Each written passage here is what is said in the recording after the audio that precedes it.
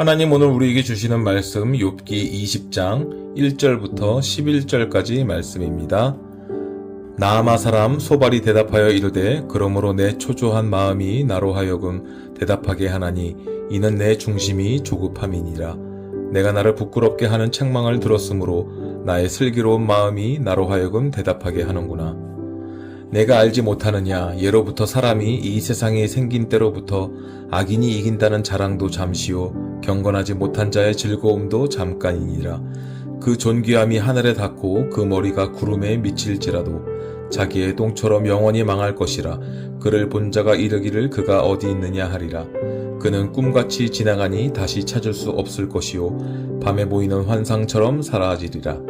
그를 본 눈이 다시 그를 보지 못할 것이요 그의 처소도 다시 그를 보지 못할 것이며 그의 아들들은 가난한 자에게 은혜를 구하겠고 그도 얻은 재물을 자기 손으로 도로 줄 것이며 그의 기골이 청년같이 강장하나 그 기세가 그와 함께 흙에 누우리라. 아멘. 우리가 신앙생활을 하다 보면 주변에서 힘든 일을 겪고 있는 분들을 위로하러 갔다가 내 생각과 말이 앞서서 오히려 상처를 주고 돌아오는 뼈아픈 실수를 할 때가 있습니다.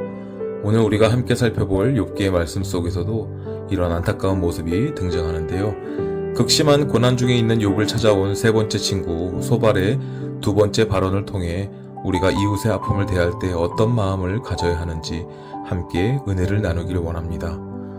오늘 본문에서 소발은 욥을 위로하기는커녕 몹시 흥분하여 그를 강하게 비난합니다. 소발의 이러한 말은 욥의 아픈 마음을 더욱 덧나게 하고 고난을 황폐하게 만들었습니다. 도대체 소발은 왜 이렇게 화가 났을까요? 무엇보다 욥이 자신의 죄를 인정하지 않고 결백을 주장하는 모습에 조급함을 느꼈기 때문이고 또 욥의 대답을 듣고 자신이 부끄럽게 하는 책망을 들었다며 큰 모욕을 받았다고 여겼습니다. 결국 자신이 죄인임을 거부하는 욥을 향한 소발의 삐뚤어진 자존심이 분노로 표출된 것이죠. 소발은 분분한 감정을 가라앉히지 못한 채 자신은 어리석은 욥과 달리 슬기로운 마음, 즉 나의 통찰의 영으로 말한다며 스스로를 지혜자로 포장하는 교만한 태도를 보였습니다. 하지만 여러분, 사람의 분노는 결코 하나님의 의를 이룰 수 없습니다. 내 자존심이 상했다고 해서 상처받은 이웃을 공격하는 것은 위로자의 바른 태도가 아닙니다. 소발은 이제 자신이 알고 있는 전통적인 진리를 꺼내어 욥을 찌르기 시작합니다. 그는 세상에 사람이 생긴 이후로 악인의 형통함은 아주 잠깐뿐이라고 강조하고 있습니다. 소발이 말하는 의인의 비참한 최후는 이렇습니다. 악인의 영광이 하늘에 닿고 구름에 미칠지라도 결국 자기의 똥처럼 영원히 역겹고 혐오스럽게 망할 것이다.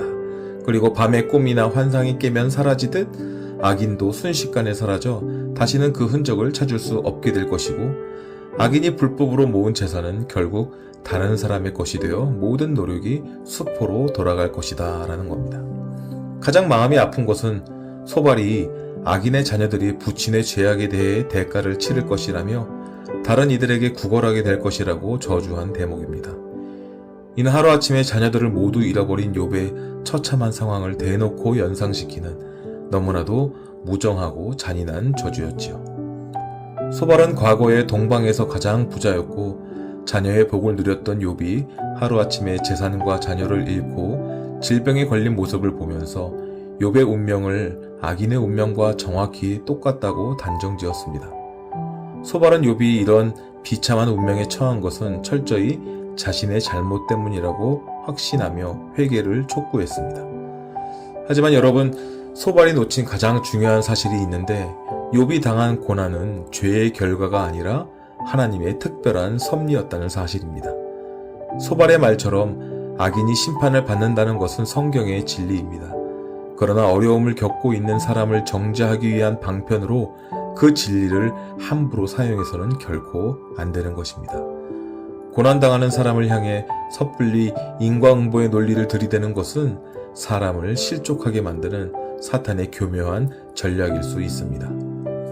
혹시 우리도 소발처럼 고통 속에 눈물 흘리는 이웃에게 얄팍한 지식과 딱딱한 교리의 잣대를 들이대며 마음을 찌르고 있지는 않는지요?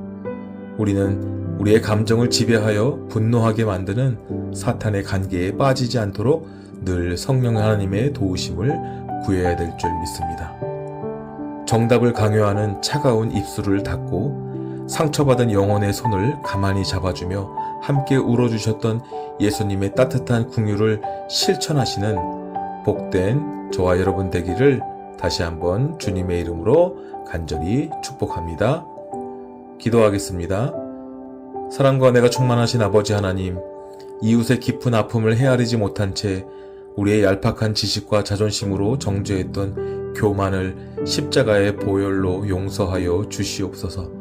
차가운 진리의 칼로 상처로 후벼 파는 자가 아니라 상한 갈대를 꺾지 않으시는 주님의 마음으로 고난받는 자들과 함께 울어주는 참된 위로자가 될 수 있도록 주님 인도하여 주시옵소서. 모든 것 주님께 맡겨드리오며 지금도 살아 역사하시는 예수 그리스도의 이름으로 감사드리며 기도드립니다. 아멘.